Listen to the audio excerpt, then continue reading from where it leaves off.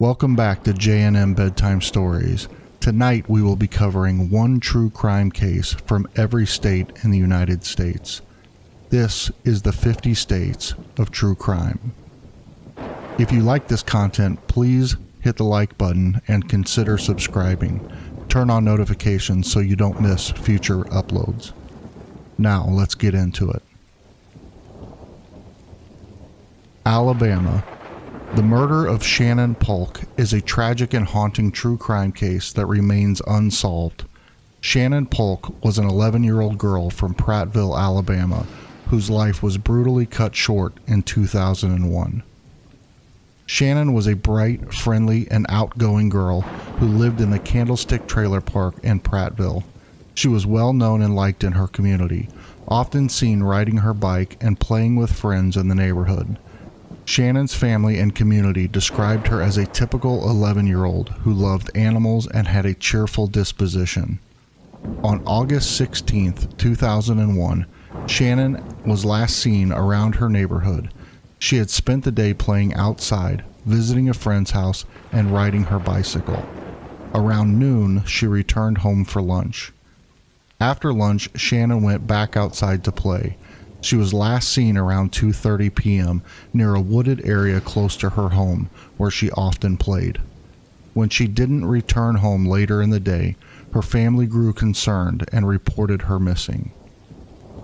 The local authorities and community launched a massive search effort to find Shannon. Flyers were distributed and volunteers combed the area, but there were no signs of her. Weeks went by with no clues or leads, and the case started to grow cold. On October 6, 2001, nearly 2 months after her disappearance, a hunter discovered Shannon's decomposed body in a wooded area in Ottawa County, approximately 15 miles from her home. The area where her body was found was remote, making the discovery particularly chilling. The autopsy revealed that Shannon had been murdered, but due to the conditions of her remains, determining the exact cause of death was challenging. The autopsy indicated she had likely been strangled. Authorities also noted that there were no signs of abuse, but given the state of decomposition, it could not be ruled out definitively. Despite the discovery of her body, there were few clues to lead investigators to her killer. The remote location and lack of physical evidence made the investigation extremely difficult. Authorities conducted numerous interviews and followed various leads, but none resulted in any significant breakthroughs. Over the years, several suspects have been considered, but none have been charged. The FBI and local law enforcement agencies have continued to work on the case, exploring various theories. One theory suggests that Shannon may have been abducted by someone she knew, given her friendly nature and the lack of struggle signs at the scene. Another theory is that she was taken by a stranger, possibly a predator, who targeted her because of her vulnerable age. The murder of Shannon Polk remains an open case, with authorities still seeking information that could lead to the arrest and conviction of her killer. The Prattville community continues to remember Shannon, hoping that one day justice will be served. The case has garnered attention over the years, with media coverage and true crime shows highlighting her story, but it remains one of Alabama's most heartbreaking unsolved mysteries. Authorities urge anyone with information, no matter how small, to come forward to help bring closure to Shannon's family and bring her murderer to justice. Alaska. Robert Hansen, also known as the Butcher Baker, was an Alaskan serial killer who terrorized Anchorage, Alaska in the 1970s and early 1980s. His case is particularly notorious due to his methodical and gruesome crimes, which involved kidnapping women, taking them into the Alaskan wilderness, and hunting them down like animals. Robert Christian Hansen was born on February 15, 1939, in Estherville, Iowa. He had a troubled childhood characterized by a strict and abusive father. Hansen was also bullied at school for his acne and stutter, leading to deep-seated feelings of inadequacy and resentment, particularly towards women. These early experiences shaped his later violent tendencies. Hansen moved to Anchorage, Alaska in 1967, where he opened a bakery and became a well-liked member of the community. He was married and had children, leading a seemingly normal life. However, beneath this facade, Hansen harbored dark fantasies of violence and control. Hansen's modus operandi involved targeting adult workers and dancers whom he considered less likely to be missed. He would approach them with offers of money or posing for photographs. Once he had lured them, he would kidnap them at gunpoint, take them to his home, and subject them to prolonged periods of abuse and torture. Afterward, he would transport them by plane to the remote Nick River area, where he would release them into the wilderness and hunt them with a rifle, deriving pleasure from the power and control he exerted over his victims. The investigation into Hansen's crimes began in earnest when a 17-year-old victim, Cindy Paulson, escaped from Hansen in June 1983. She provided detailed descriptions of Hansen and his plane, which matched earlier reports for missing women. Paulson's account finally gave authorities the break they needed. Alaskan state troopers working with the FBI were able to connect Hansen to several missing women through a combination of witness statements, forensic evidence, and psychological profiling. A search of Hansen's property revealed a hidden cache of jewelry and other personal belongings of his victims, as well as an aviation map with X markings indicating the locations of where he had disposed of their bodies. In 1984, Robert Hansen was arrested and charged with multiple counts of assault, kidnapping, and murder. Facing overwhelming evidence, he eventually confessed to the murders of 17 women, although he was suspected of many more. In a plea bargain to avoid the death penalty, Hansen provided details of his crimes and helped locate the bodies of some of his victims.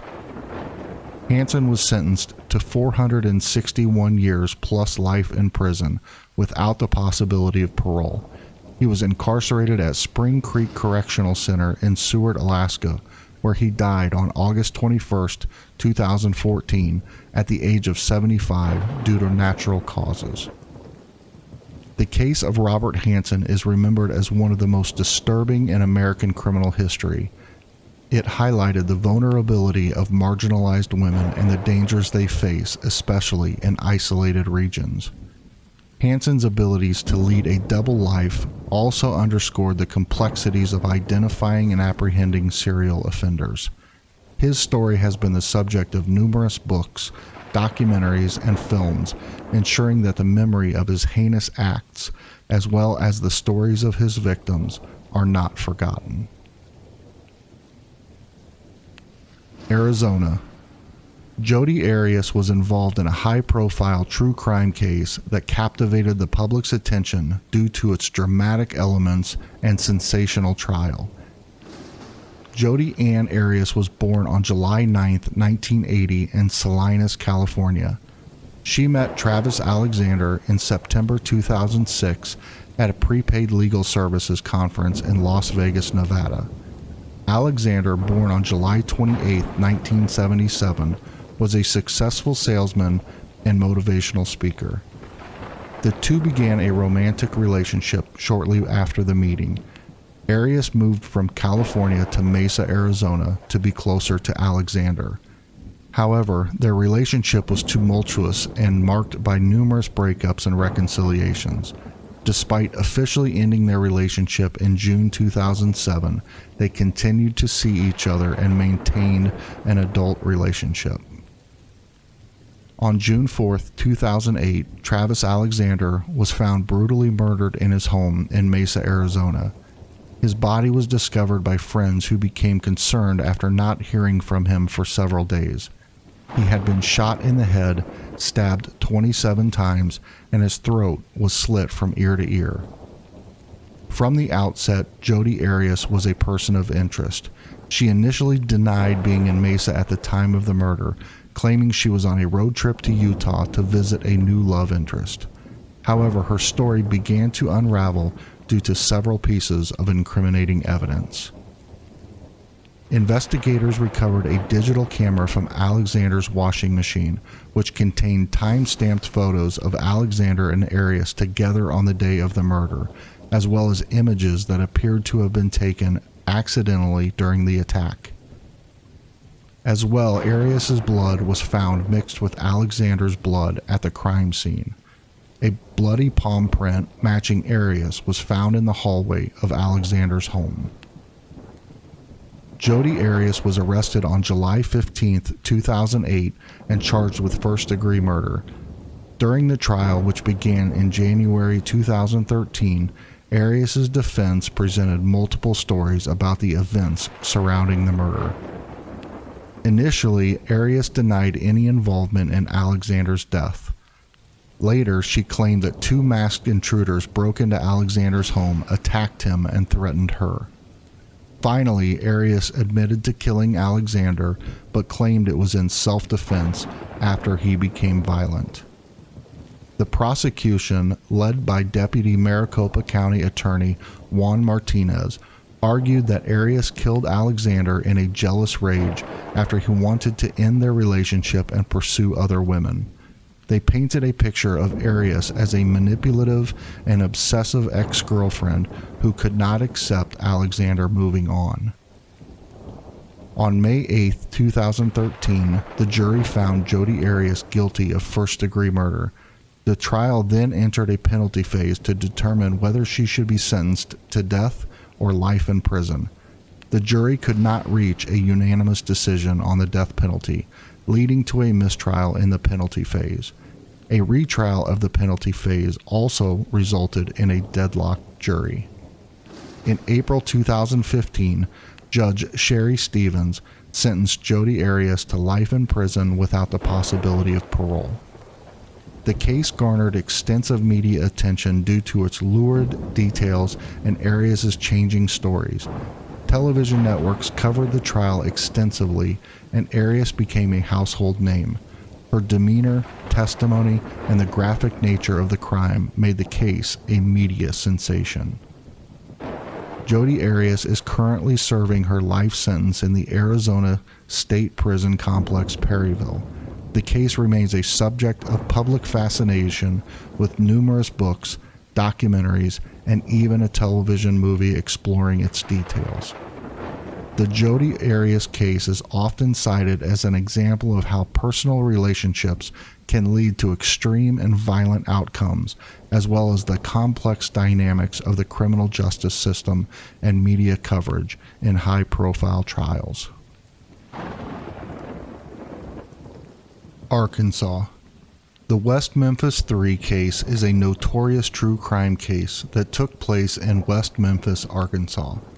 The case involves the brutal murders of 3 8-year-old boys and the subsequent trial and conviction of 3 teenage boys.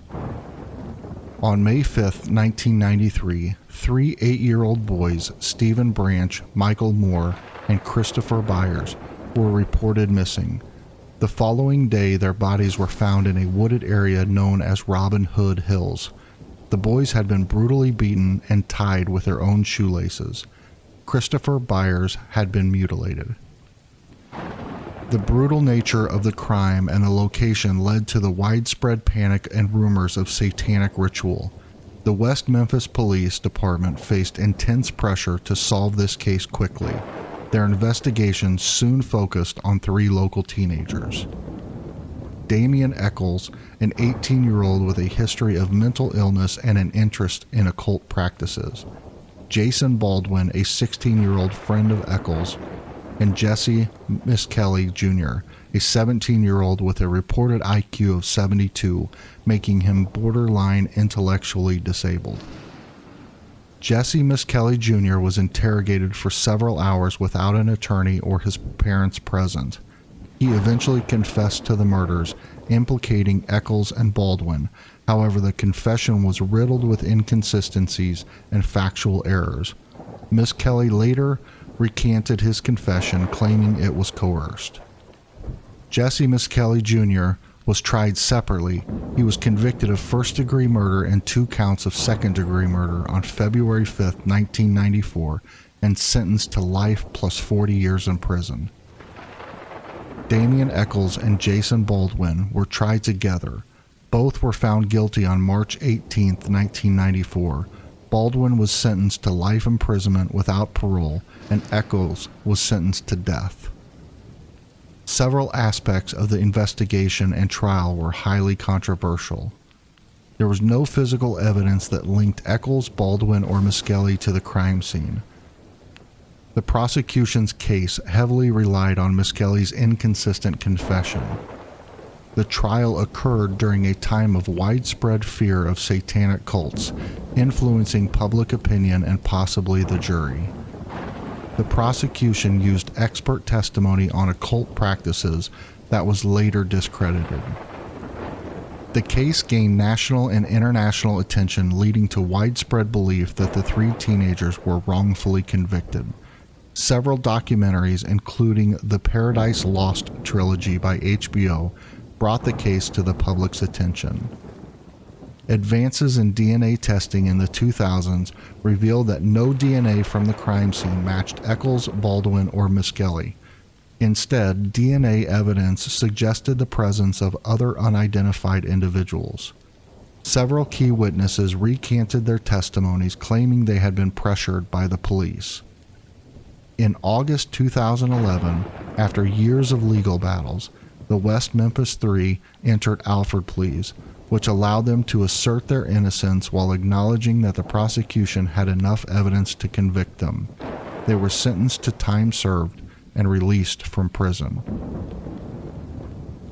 The West Memphis Three case remains a prominent example of possible wrongful conviction, highlighting issues such as coerced confessions, the influence of public hysteria, and the need for reform in the criminal justice system. The case continues to be a subject of discussion and study in legal and criminology circles. California. The Zodiac Killer is one of the most infamous and mysterious serial killers in American history. The identity of the killer remains unknown, despite extensive investigations and widespread media coverage. The Zodiac Killer operated in Northern California during the late 1960s and early 1970s. The first attack took place on Lake Herman Road. Betty Lou Jensen and David Faraday were shot while sitting in their car at a remote location. Betty Lou was shot multiple times while attempting to flee, and David was shot in the head at close range. The second attack took place in Blue Rock Springs on July 4, 1969. Victims Darlene Farron and Michael Maggio were sitting in a parked car when the killer approached and shot them multiple times. Darlene died from her injuries, but Michael survived and provided a description of the attacker. The third attack took place at Lake Berryessa on September 27, 1969. Brian Hartnell and Cecilia Shepard were picnicking when they were approached by a man wearing a hooded costume with a cross circle symbol on his chest. He tied them up and stabbed them multiple times. Cecilia died from her injuries, but Brian survived. The fourth attack took place at Presidio Heights on October 11, 1969.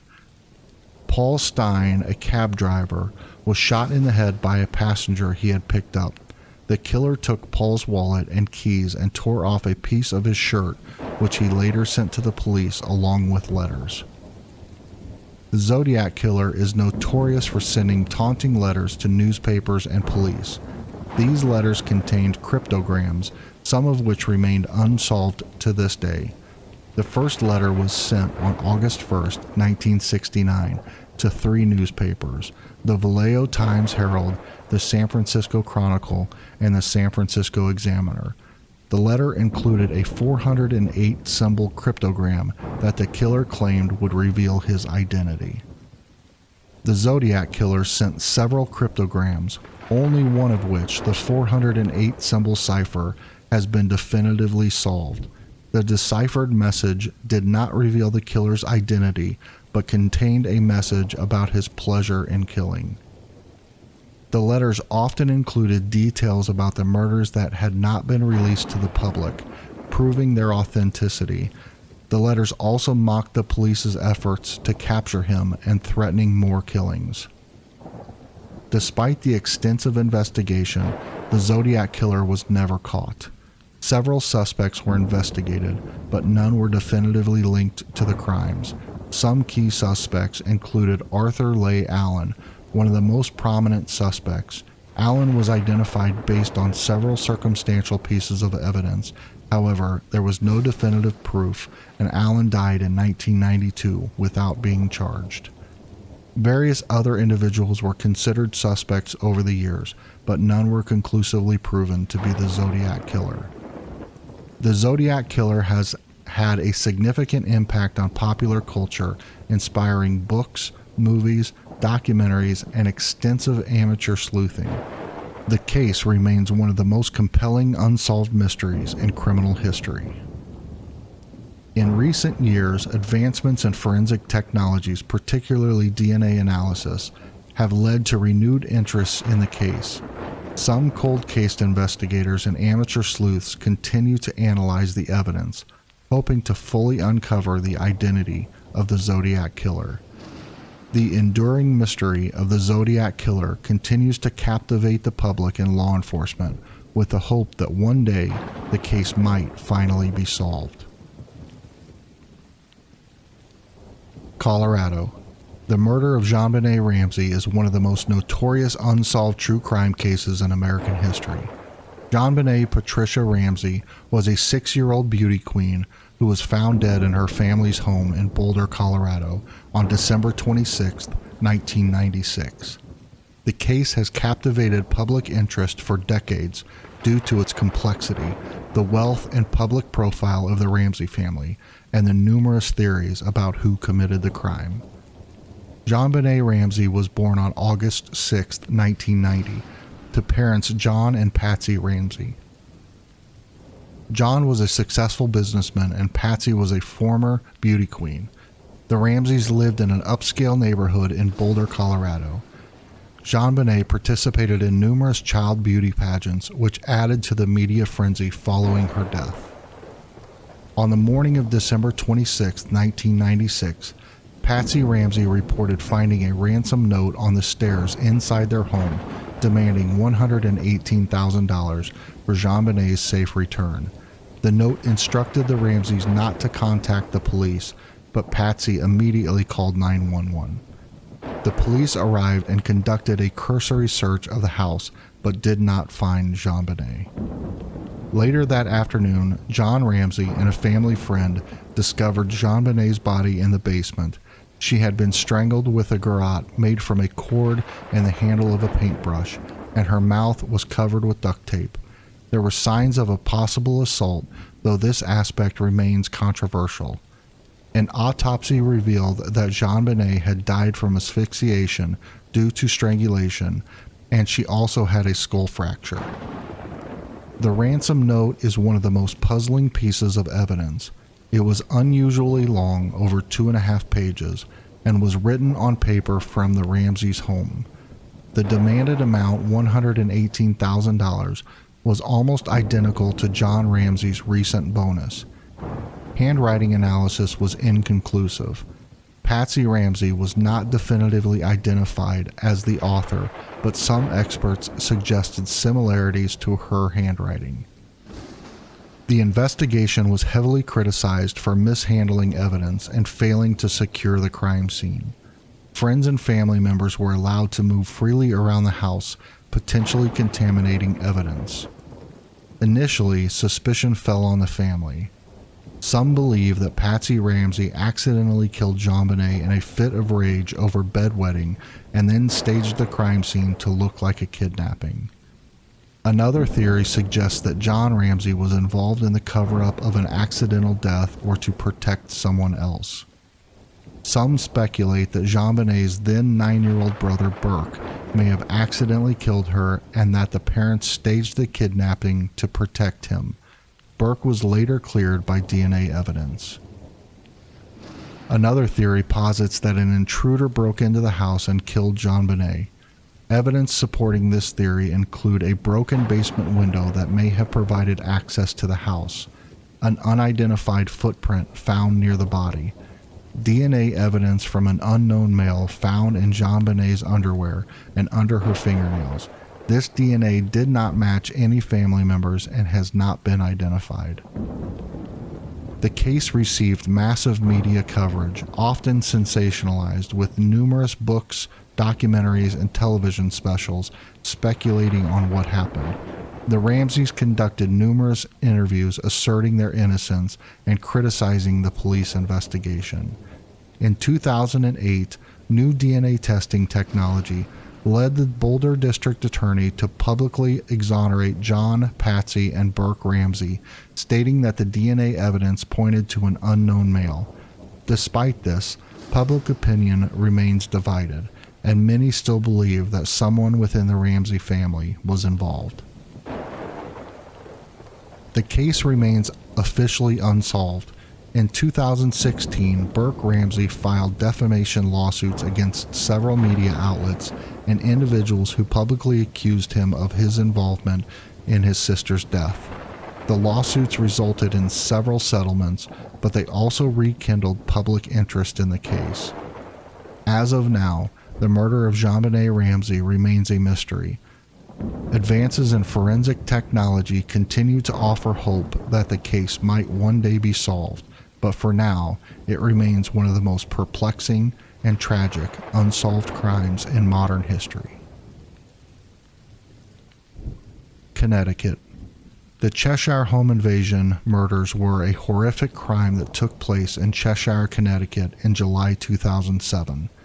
The crime involved the brutal home invasion and murder of 3 members of the Pettit family. The Pettit family consisted of Dr. William Pettit, his wife Jennifer Hawk Pettit, and their 2 daughters, 17-year-old Haley Pettit and 11-year-old Michaela Pettit. Dr. William Pettit was an endocrinologist, and Jennifer was a nurse and co-director of the health center at Cheshire Academy.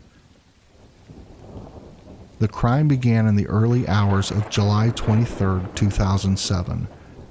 Stephen Hayes and Joshua Komisarjevsky, both career criminals, targeted the Pettit family.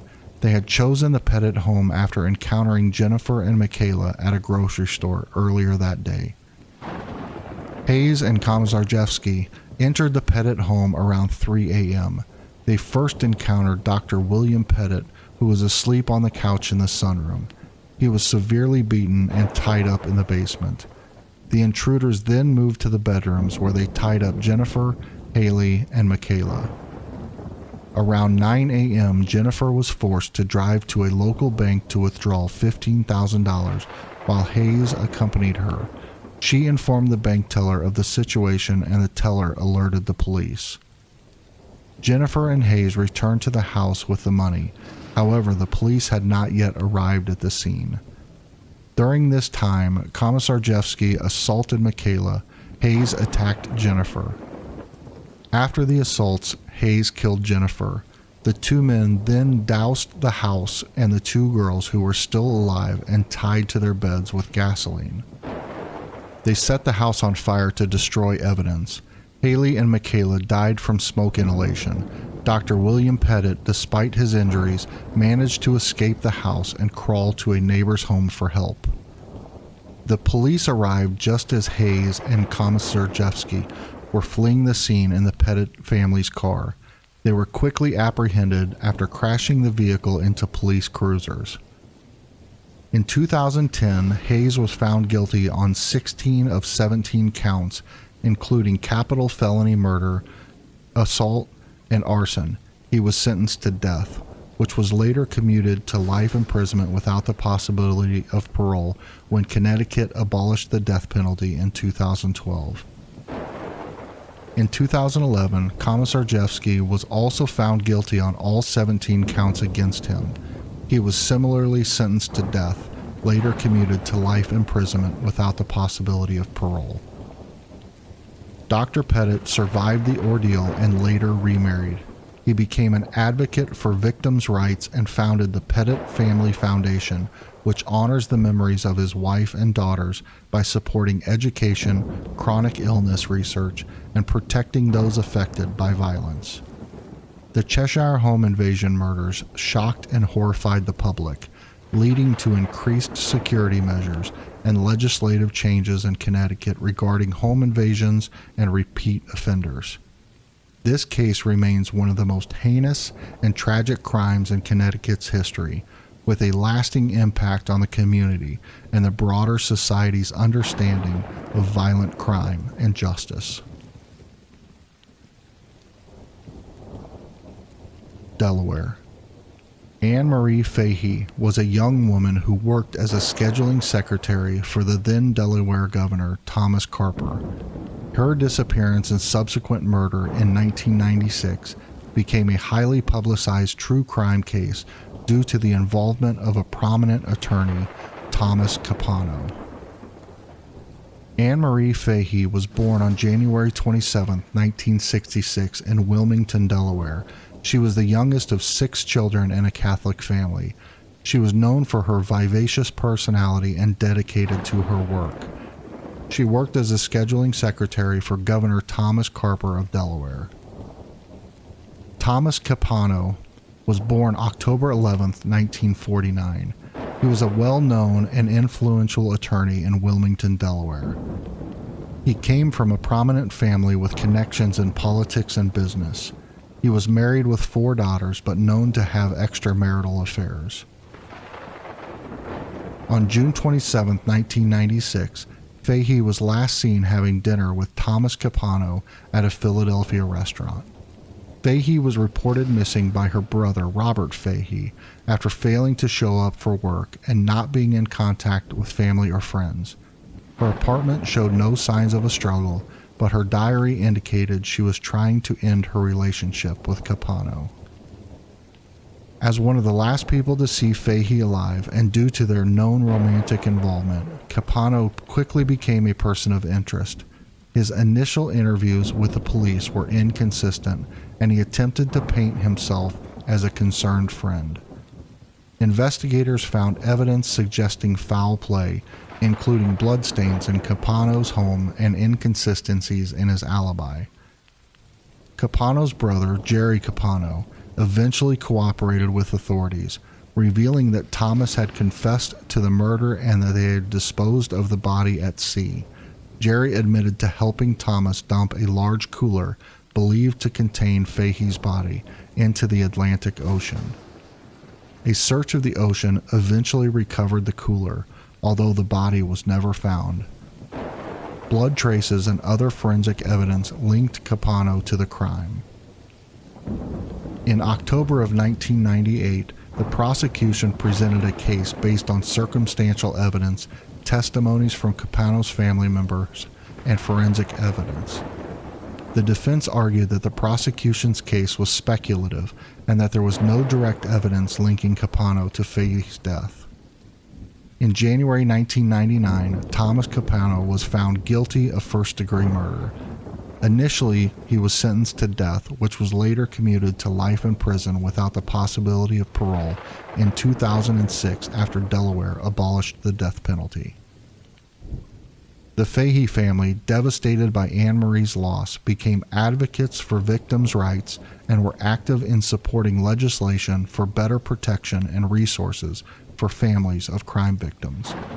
On September 19, 2011, Thomas Capano was found dead in his prison cell from sudden cardiac arrest at the age of 61. The case garnered significant media attention and has been the subject of books, documentaries, and true crime series highlighting the complexities of the investigation, the dramatic trial, and the shocking involvement of a respected attorney in such a heinous crime. Florida.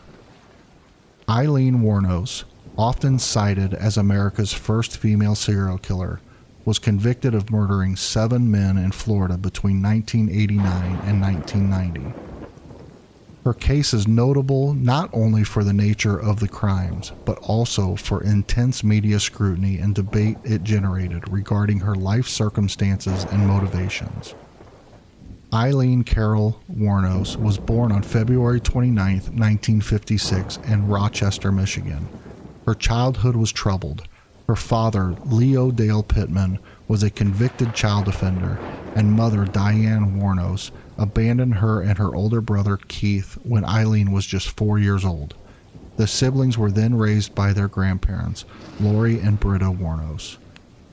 Eileen claimed she was abused by her grandfather and began engaging in adult activities at a young age, which some believe was a means of survival.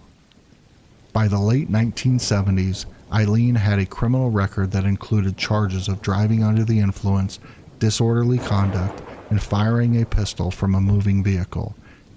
She moved to Florida in 1986, where she met Tyra Moore, a hotel maid, and the two began a romantic relationship. Eileen supported them through adult work, but her criminal activities escalated dramatically. Warno's killing spree began in 1989. Her victims were Richard Mallory, age 51, a convicted, killed on November 30th, 1989. Mallory was found with multiple gunshot wounds. David Spears, age 43, a construction worker, killed on June 1st, 1990. He was found nude with 6 bullet wounds. Charles Carskadon, age 40, a part-time rodeo worker, killed on May 31st, 1990. He was shot 9 times. Peter Sims, age 65, a retired merchant seaman, went missing in June of 1990. His body was never found, but his car was discovered with Warno's palm print on the door handle. Troy Burris, age 50, a sausage salesman, killed on July 31st, 1990. He was found with 2 bullet wounds. Charles Humphreys, age 56, a retired Air Force major and police chief, killed on September 11th, 1990. He was shot 6 times. Walter Antonio, age 62, a trucker, security guard, and police reservist, killed on November 19, 1990. He was shot 4 times. Warnos was arrested on July 9, 1991, at the Last Resort, a biker bar in Volusia County, Florida. Police had linked her to the crimes through evidence such as fingerprints and personal belongings found in the possession of her victims. Tyra Moore cooperated with the police and played a crucial role in Warnos's conviction by securing a taped confession. Warnos's trial for the murder of Richard Mallory began on January 16, 1992. She pleaded self-defense, claiming Mallory had attempted to her. Despite this defense, she was found guilty and sentenced to death. Warnos later pled no contest to the murders of Humphreys, Burress, and Spears, and was sentenced to death for each. She also received additional death sentences for the murders of Carskadon and Antonio.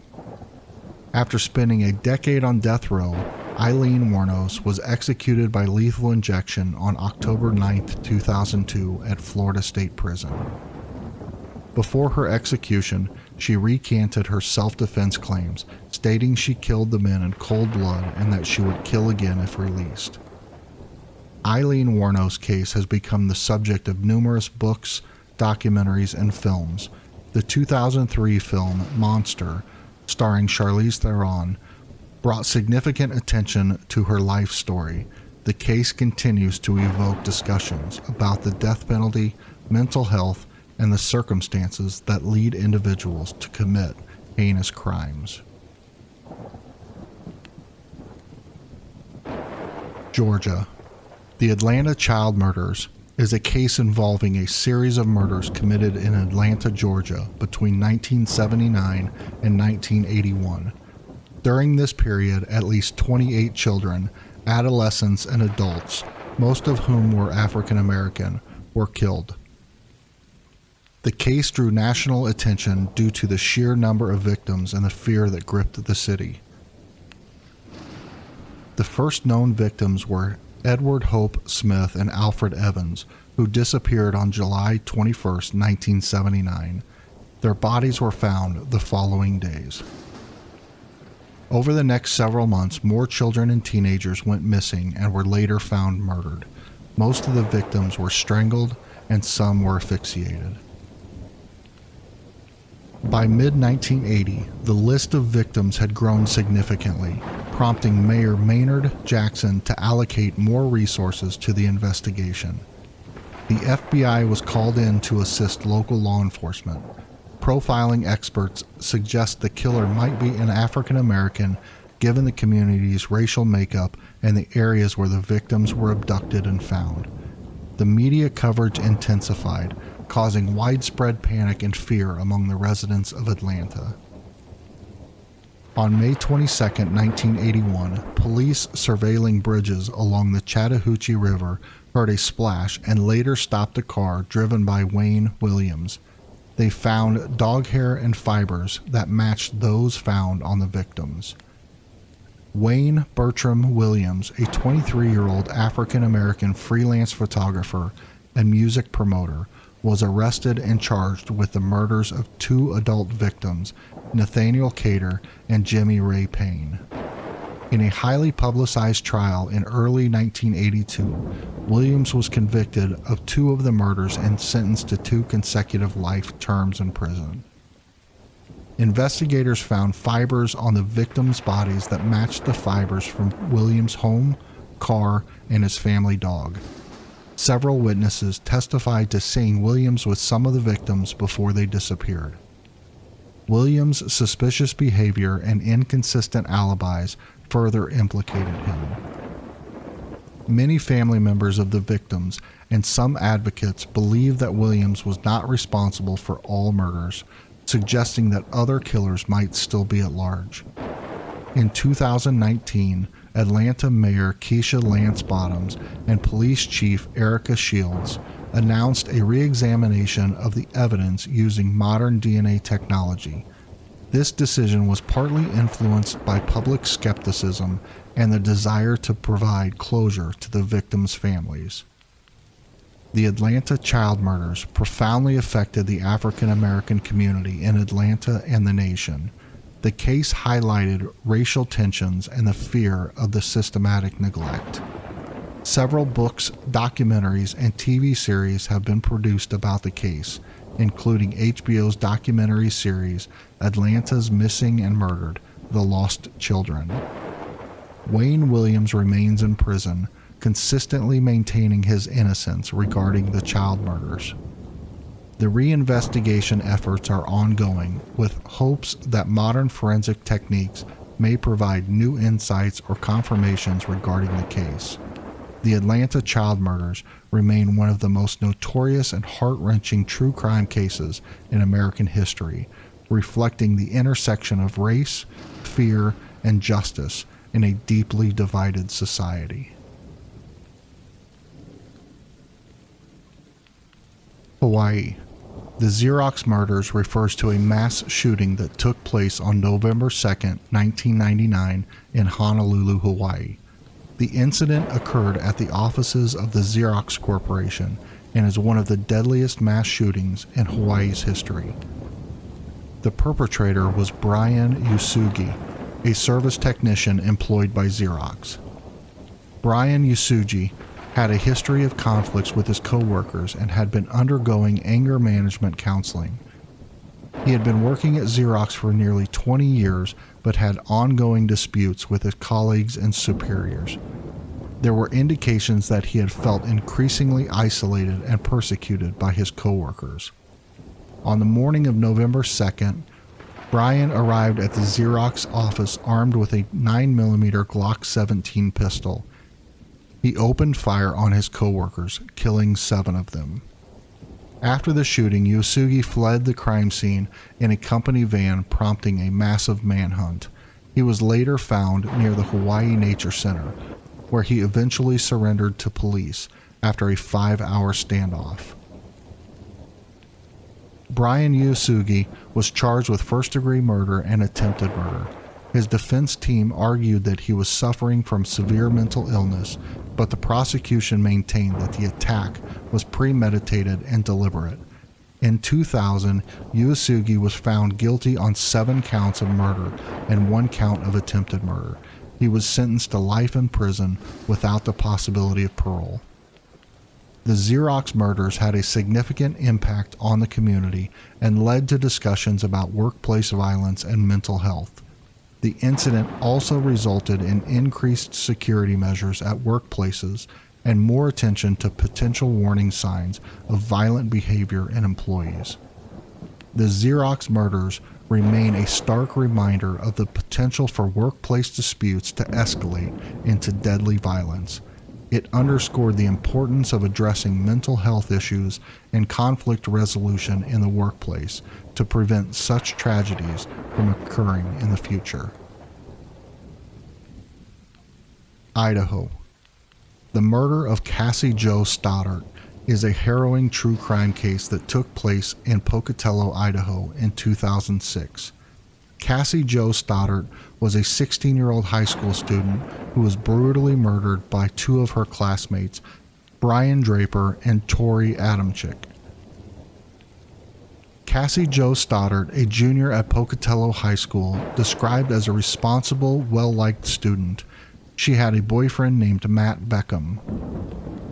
Brian Draper and Tori Adamczyk were both 16 years old at the time.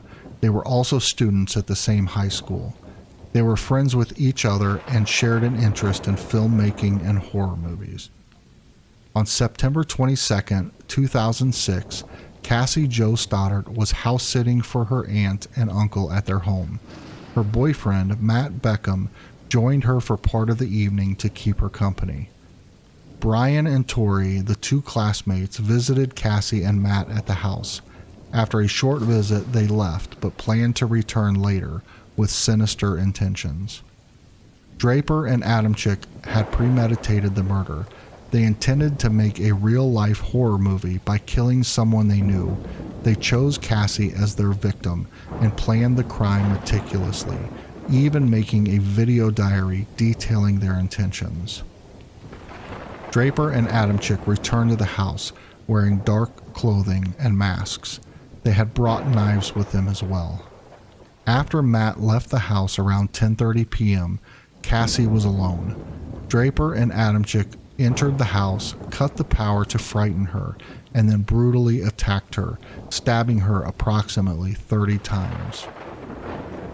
Cassie's body was discovered 2 days later by her aunt and uncle when they returned home. She was lying on the living room floor covered in blood.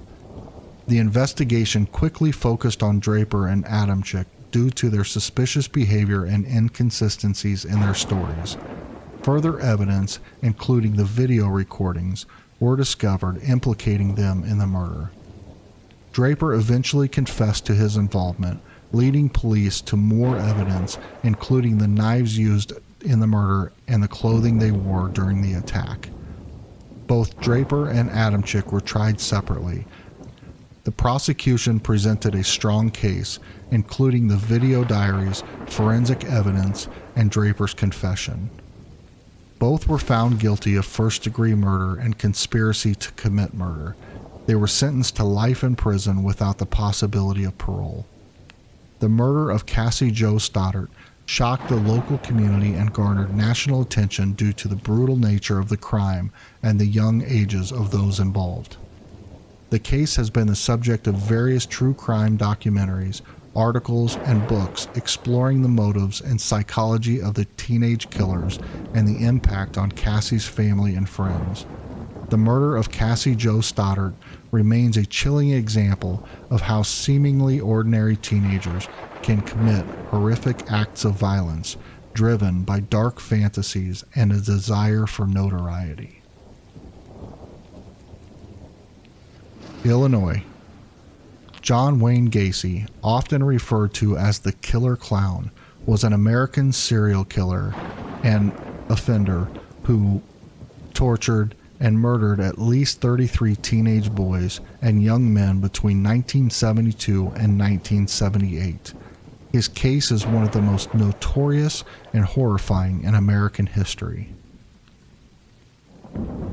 John Wayne Gacy was born March 17, 1942 in Chicago, Illinois. Gacy had a troubled relationship with his father, who was an abusive alcoholic. Despite a seemingly normal upbringing, Gacy exhibited early signs of psychological distress. He suffered from blackouts and was diagnosed with a heart condition in his teens. In 1968, Gacy was convicted of assaulting 2 teenage boys in Waterloo, Iowa. He was sentenced to 10 years but was released after 18 months for good behavior. After his release, Gacy moved to Norwood Park neighborhood in Chicago. He started a construction business, PDM Contractors, which allowed him to lure young men to his home under the guise of offering them work. Gacy often performed at children's parties and charitable events as Pogo the Clown or Patches the Clown, earning him the nickname Killer Clown. Gacy lured his victims with promises of work, drugs, or simply through force.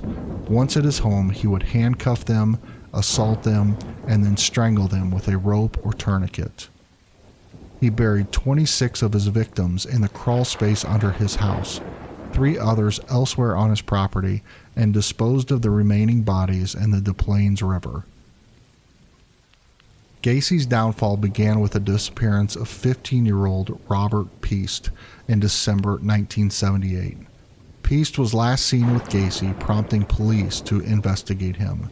They discovered Gacy had a history of offenses and began surveillance. Initial searches of Gacy's home uncovered suspicious items such as high school ring, handcuffs, and a receipt for a roll of film belonging to another missing boy. Under increasing pressure, Gacy eventually confessed to the murders, describing his methods and the locations of the bodies. Gacy's trial began on February 6, 1980. He pled not guilty by reason of insanity, but the jury rejected his defense. On May 13, 1980, Gacy was found guilty of 33 murders. He was sentenced to death. Gacy spent 14 years on death row at the Menard Correctional Center in Illinois. During this time, he painted prolifically, creating many works of art that were later sold at auction. John Wayne Gacy was executed by lethal injection on May 10, 1994. Gacy's case brought significant attention to the issues of serial killings and violence. His ability to evade detection for so long highlighted flaws in the criminal justice system. The case has been the subject of numerous books, documentaries, and films. It remains one of the most infamous true crime stories, often cited in discussions of the psychology of serial killers. Gacy was diagnosed as a psychopath, exhibiting a lack of empathy, manipulative behavior, and a superficial charm. He maintained a facade of a respectable businessman and community member while secretly engaging in heinous crimes. John Wayne Gacy's crimes left a lasting scar on the American psyche, symbolizing the horrific potential for evil that can lurk behind a seemingly benign exterior. Indiana.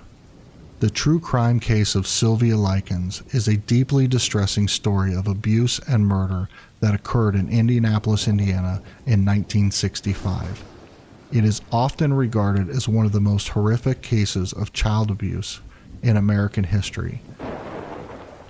Sylvia Marie Likens was born on January 3, 1949, to Lester and Betty Likens. She had 4 siblings, Diana, Danny, Jenny, and Benny. Her parents were carnival workers, which led to an unstable home environment, with the children frequently being left in the care of others while their parents traveled for work. In July 1965, Lester and Betty Likens decided to leave Sylvia and her younger sister Jenny in the care of Gertrude Baniszewski, a single mother of 7 children, for a weekly fee of $20. Likens hoped that this arrangement would provide a stable environment for their daughters while they worked on the carnival circuit. Initially, the arrangement seemed to work, but financial difficulties and other stressors soon caused problems. Gertrude Baniszewski, along with her children and other neighborhood kids, began to subject Sylvia to escalating abuse. Sylvia was frequently beaten with various objects, including belts and paddles. Sylvia was often denied food, leading to severe malnutrition. Hot objects such as cigarettes were used to burn Sylvia's skin. Sylvia was forced to endure humiliating acts and taunted with insults. She was often confined to the basement and sometimes tied up. Gertrude encouraged her own children and other neighborhood kids to participate in the abuse. The torture became increasingly brutal over the weeks. Specific instances include Sylvia being forced to endure painful and degrading acts, Gertrude carving words into Sylvia's abdomen with a heated needle, Sylvia being forced to consume her own feces and urine. On October 26, 1965, after enduring months of torture, Sylvia Likens succumbed to her injuries. The official cause of death was brain swelling, internal hemorrhaging of the brain, and shock. Sylvia was 16 years old at the time of her death. Following Sylvia's death, Gertrude Baniszewski attempted to cover up the abuse by concocting a story that Sylvia had run away. However, Jenny Likens, Sylvia's sister, informed the police about the abuse, leading to the arrest of Gertrude Baniszewski, her children, and other involved neighborhood kids. The trial for the murder of Sylvia Likens began in April of 1966.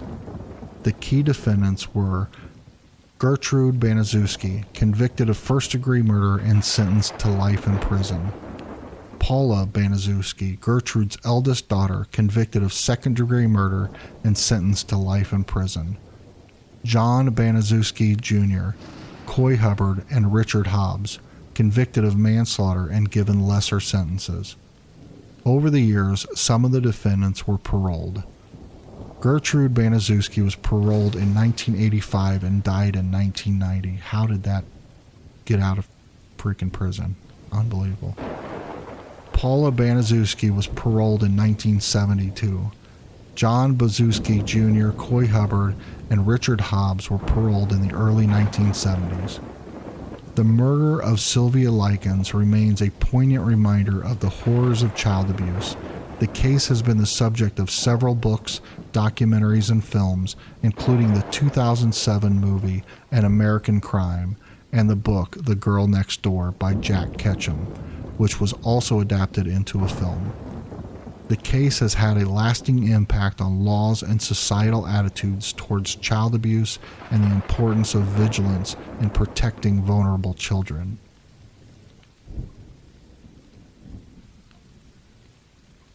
Iowa. The Villisca Axe murders are one of the most notorious and chilling unsolved cases in American true crime history. The crime took place in the small town of Villisca, Iowa, on the night of June 9, 1912.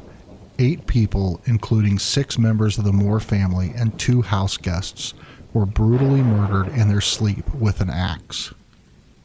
The victims were Josiah B. Moore, 43 years old, Sarah Montgomery Moore, 39 years old, Herman Moore, 11 years old, Catherine Moore, 10 years old, Boyd Moore, 7 years old, Paul Moore, 5 years old, Lena Stillinger, 12 years old, and Ina Stillinger, 8 years old.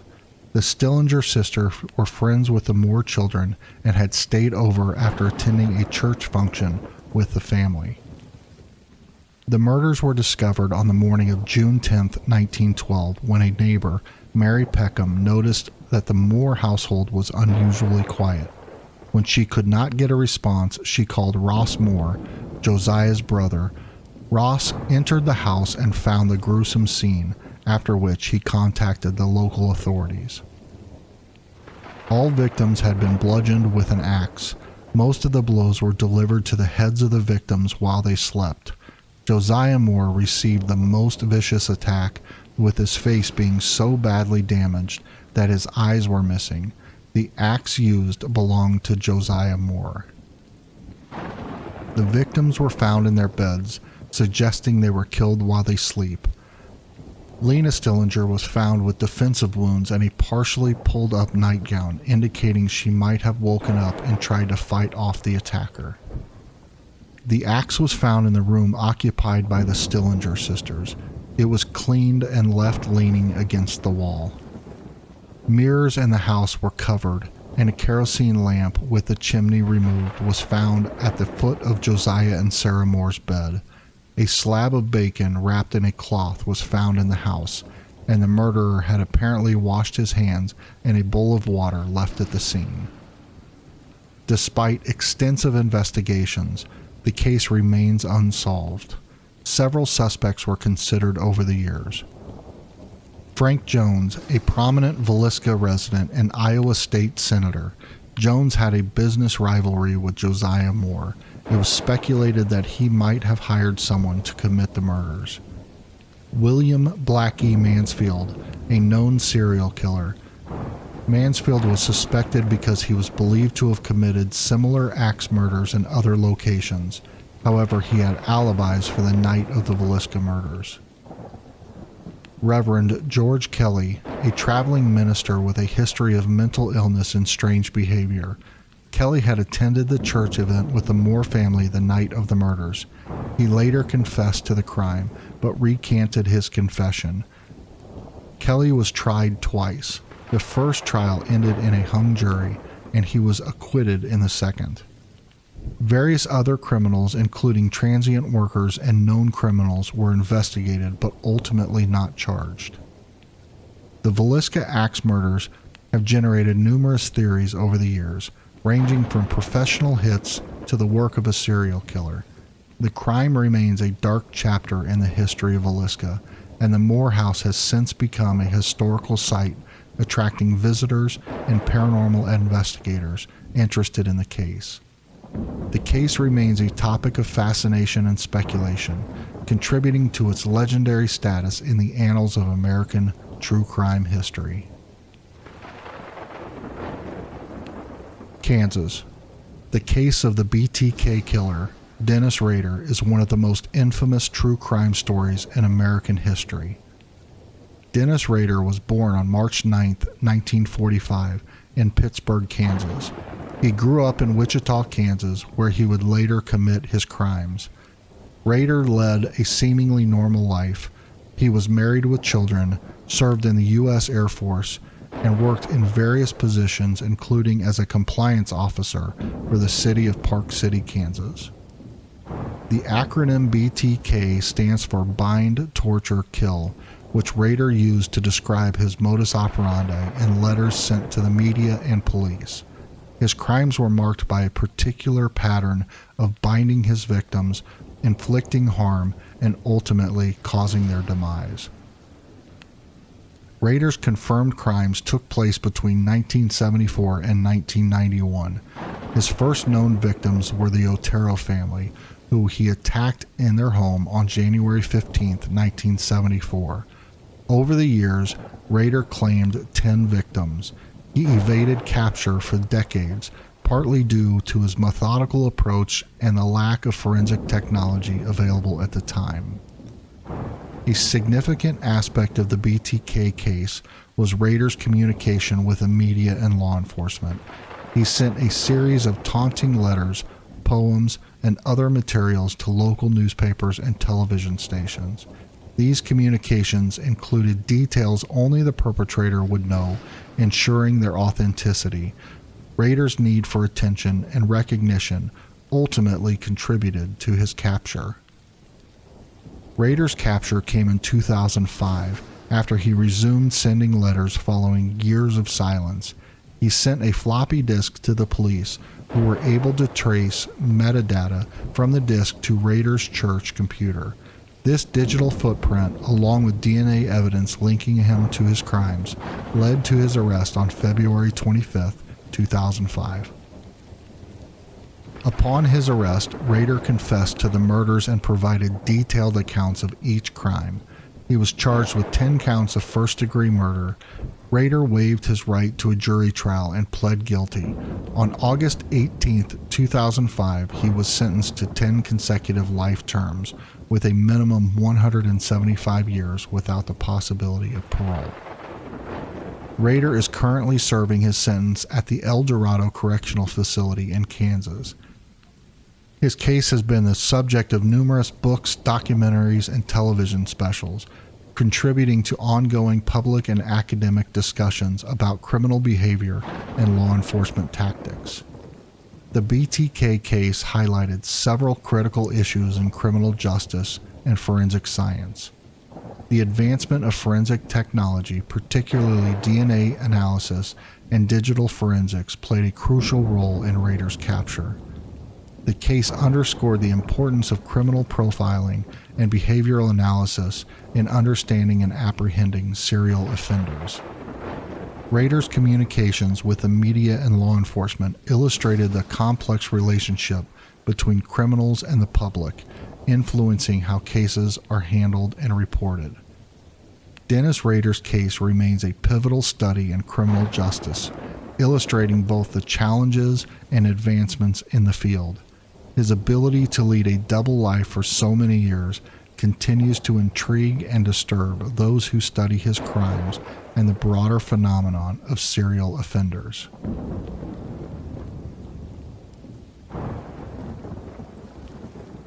Kentucky. Jessica Curran was an 18-year-old mother of two living in Mayfield, Kentucky.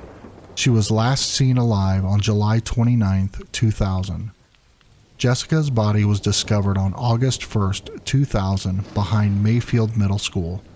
Her body was badly decomposed, making the cause of death difficult to determine initially.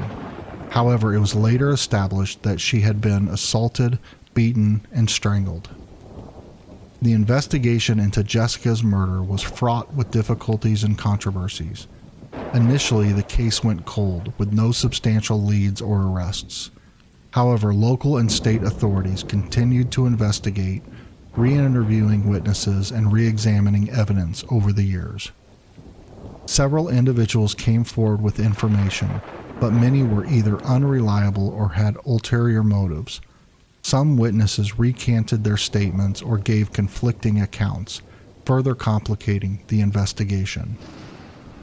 Advances in forensic technology allowed for a re-examination of the evidence. DNA samples were tested and retested, but results were inconclusive in identifying a definitive suspect. The local community, along with Jessica's family, put significant pressure on law enforcement to solve the case. This led to renewed efforts and resources being allocated to the investigation. In 2006, 6 years after Jessica's murder, new information led to significant developments. Several individuals were arrested in connection with Jessica's murder. These included suspects who were previously interviewed but not charged due to lack of evidence. Some of those arrested provided detailed accounts of the events leading up to and following Jessica's murder. These accounts were critical in piecing together the sequence of events and establishing the involvement of different individuals. Tammy Papineau, one of the key suspects who initially provided conflicting information but later implicated herself and others in the murder. Michael Hall, another suspect who, according to testimonies, was involved in the assault and murder of Jessica. Through a combination of witness testimonies, confessions, and forensic evidence, several individuals were eventually convicted. Tammy Papineau, convicted of multiple charges including tampering with evidence and hindering prosecution. Michael Hall, convicted of murder and other related charges. The case of Jessica Curran had a significant impact on the Mayfield community and beyond. The case highlighted the need for improvements in the handling of cold cases and importance of forensic advancements in solving crimes. Jessica's murder brought attention to issues of violence against women and the importance of community vigilance and support for victims' families. Jessica's family continues to advocate for justice and support for other families affected by similar tragedies. The murder of Jessica Curran remains a stark reminder of the complexities and challenges involved in solving violent crimes, especially when initial investigations face setbacks and controversies. Her case underscores the importance of persistence, community involvement, and advancements in forensic science in bringing justice to victims and their families. Thank you for watching Part 1 of the 50 States of True Crime. For more content just like this, please be sure to subscribe and turn on notifications. Hit the like button while you're down there. And until next time, stay curious.